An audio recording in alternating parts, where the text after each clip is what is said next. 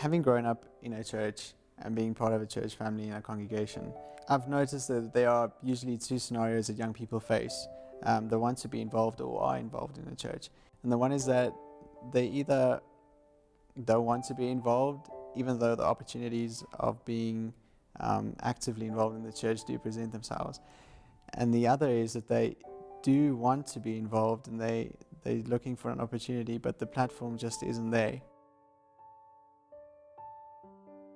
If you don't conform to a set of talents, or if you don't have a talent that falls within a specific set, say playing a piano, playing the organ, or doing a lesson study, so public speaking, then on the surface it seems as though there isn't really room for you to use your talents in church.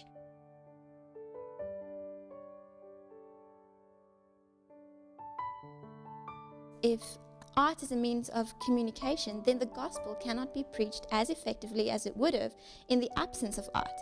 Sometimes we have an idea that artistic abilities don't have a place in the gospel, but I beg to differ, because if art is a means of communication, we are cutting off one of the body's limbs if we exclude it in our ministry of reaching out to people. I recently read a quote in Ellen White's book called Counsels on Stewardship, in the chapter called Talents. And she says that things that we don't consider to be talents, things that we might just dismiss, things such as influence and strength and health, and even things like property, that's all talents. It's things that God has bestowed on us, things that He has given us for a specific reason.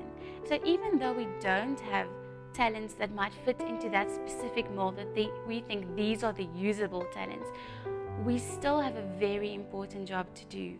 We still have a very important role to play, and our role is significant. Now that the disciples started out as being these awesome people that we read about in the Bible, they've also started out as little rookies. And but God knew what He was going to achieve in them and what potential they had. And that's how He still works with us. So young people should never feel afraid or inadequate to not being part of something. That's how we started out too. Our ministry started out very small. It was nothing extraordinary or amazing to begin with. God had just given us a deep desire and a longing to share music that was based on biblical principles.